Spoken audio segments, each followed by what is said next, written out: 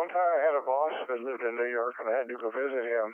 And I went out to visit him in February, I remember. Oh, my God, was that cold. I couldn't believe it. I said, there's no way I could live here. But there's a lot of people that live there, and they're just used to it. But I'm definitely spoiled in terms of the weather. Living in Southern California, it doesn't get... You'd be wearing short sleeves and shorts here in the wintertime, for sure.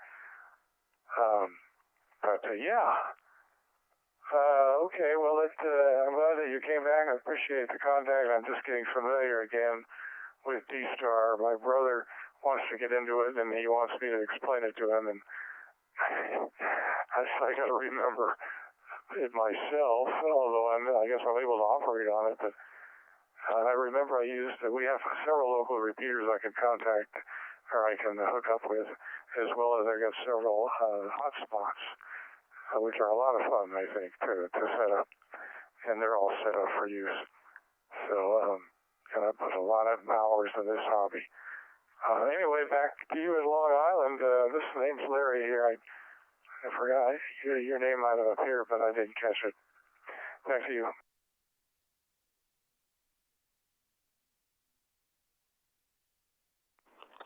Yeah, I don't think I'd be able to explain perfectly the ins and outs of D-Star or scientifically how it works, what it does exactly, like DMR and Fusion, work a little different, bandwidth and this and that, and probably find a YouTube video to show them maybe. But to set it up, I'm sure you can do that. I'd be able to show someone how to set it up, but I couldn't tell you the science behind it, I know. There's a lot you could do with it. And pitches and text messages. Same thing with the Fusion, I believe. I don't know about the DMR, if you could, but I'm on all three of those modes too. And 10 meters. A lot of 10 meters over here in Long Island. I'm hearing people from Texas all the time, California, during the day, and it's amazing. We hear people from Germany. We hear people from all over the world sometimes. Where else? A couple other countries. I can't remember exactly, but I can't believe how good 10 meters is over here too. I haven't done any HF. I have to pull my 897 back in the car. I have a ATOS automatic tuning antenna, and I got a couple modes on there that work really good. I think it's 80, 40, 20, 10. 12, a couple, it works really nice, I gotta tell you. You got Chris over here, Kilo Delta 2, Bravo Delta Uniform.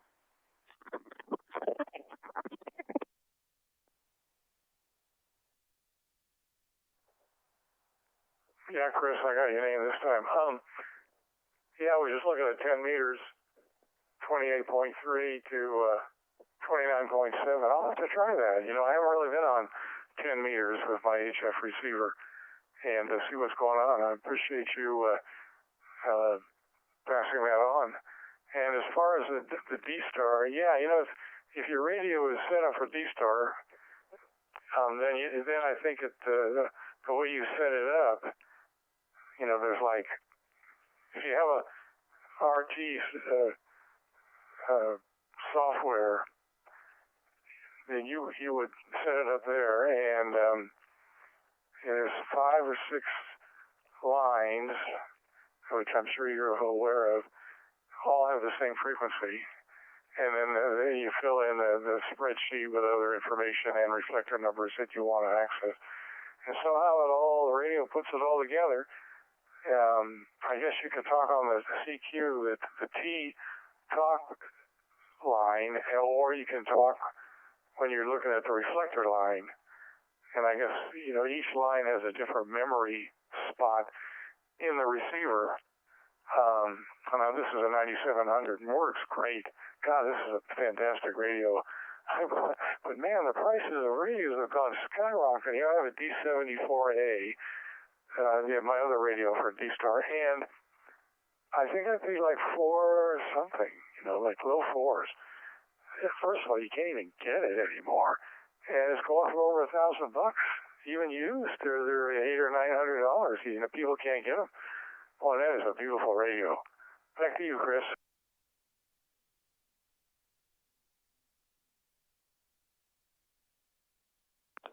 That sounds nice. That's awesome that you have good reviews on the radio you're using, 9700, I've heard of that. It's a great radio. I have all handy talkies. I'm like a portable guy for some reason. No base stations or anything. Everything's got to be portable for me. Why? I don't know. But I'm using the ICOM ID51, and I love this radio too. It just works so nice. I actually bought a battery for it, an extended battery. It may even be an aftermarket battery because the original battery just does not last. Horrible. You might get an hour talk time and it just dies on you. At least with this one, I can get at least a good 4 hours, I think, on it. I'm actually charging it up now. I haven't used D-Star in a while. I figured I'd pop on, and I couldn't believe how quiet it was. Usually I hear somebody talking constantly. Like if you go to DMR, Talk Group 91 worldwide, there's always someone on there. It could be 4 or 5 in the morning, and you can still talk to somebody. That's what's great. On the 10 meters, it's 283850, 283850. That's the I guess the talking frequency, and that's where everybody goes. As soon as the sun pops up, starts coming up, and during the day, I hear people from all over the world. I bet you will in California, too. 283850. And it's just amazing, And we can have a contact with, Germany for, almost 1 hour, 2 hours. It sounds like they're local to us, And my friend can probably tell you better. He used to be on the CV band, and now he went to 10 meters, and he's loving it, It's just amazing there. KD2 BDU.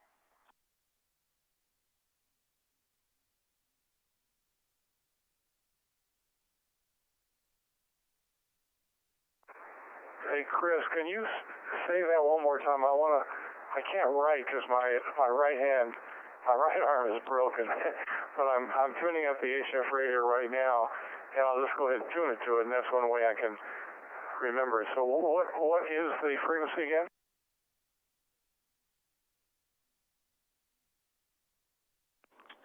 The frequency is 28.3850. So our station's great. 28.3850, 3850. And it's just unbelievable. And then if you scroll up and down the band, you'll get somebody too. But I noticed that there's always somebody on 28.3850. I think if you even go online, what's the 10-meter calling frequency, I believe that it pops up. And it's just so busy. You'll probably hear some people from New York, guaranteed, because we're hearing people from California all the time. It's just, it's lit up all day long, for the most part. I wonder how it was today. I actually didn't even jump in the car. I'll leave the house today. Oh, I did once or twice. I forgot to turn the radio on. I'm using it in the car an Anytone Quad 6 with a Wilson 5000 antenna. I have the 897. I have to put back in the car. I just need to set up the antenna properly again and ground it. KD2 BDU. Okay, I'm going to read it back. 28.385.00.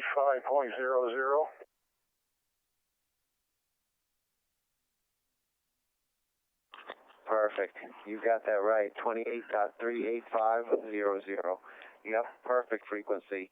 If you monitor that in the morning, 10, 11, 12 o'clock in the morning, and you're probably going to find people all over the place. I will do that. Now, what radio do you have? Did you say it's a IC-51?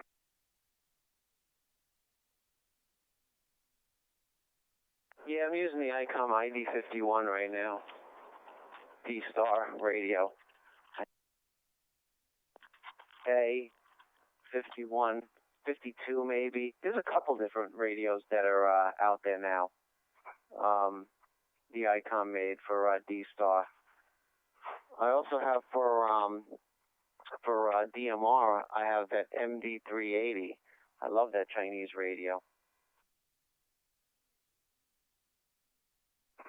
Yeah, I'm on the HRO website, and I see, you say it's IC-51?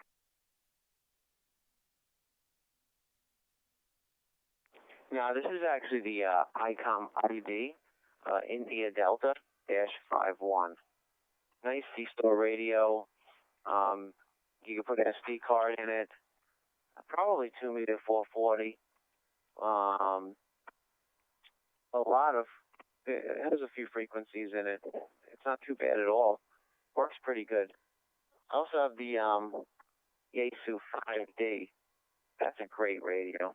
I really enjoy that. I recently picked up the Open Spot 4 Pro, and that works really nice. KD2 video.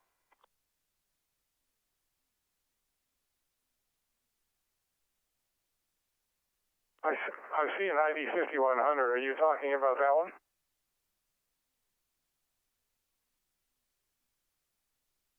Yeah, not too bad. That's a great radio. That's the one I have. How much is that going for right now?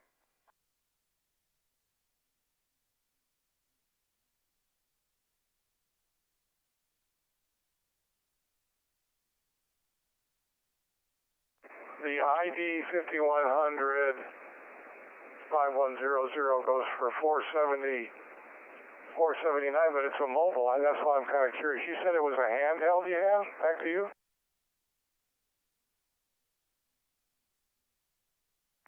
Yeah, the one I have is a handheld. It's actually just ID-51, India Delta -51. It might be 51A. It says 51 on my radio, but I think the real model number is 51A, I believe. But try ID-51 ICOM.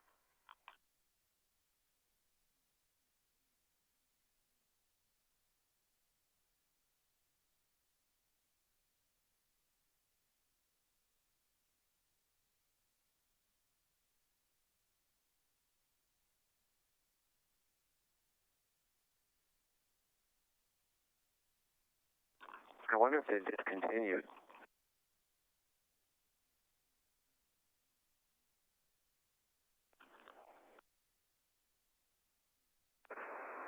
Yeah, I see it. Yeah, ID-51A. Yeah, it's $489. $489. You catch that?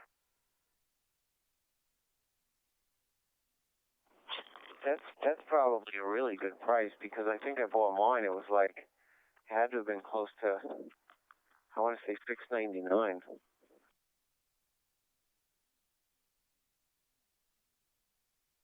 Yeah, one of them, Gigaparts is $649.95.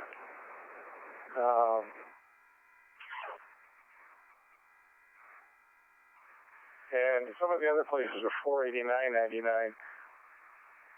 I don't know why there's a difference in price there, but yeah, that looked like a nice radio. Wow, didn't even know that one. I see I've got the Kenwood D74, which is, I'm sure you're familiar with that, handheld. And that thing, whoa, I think I paid only $400 and something, and now it's, well, did I tell you? I might have told somebody else. It's close to $1,000.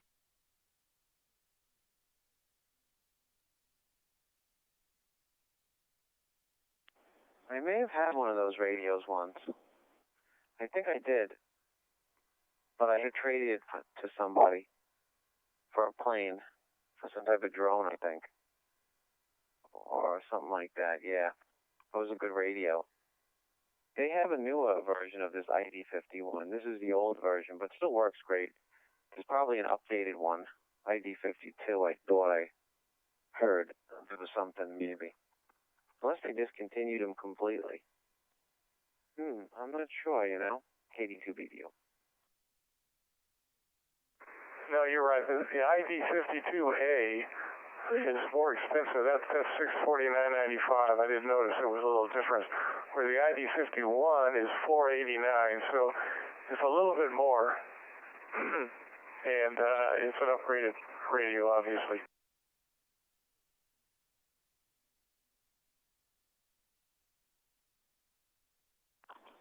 $250 plus tax, maybe more.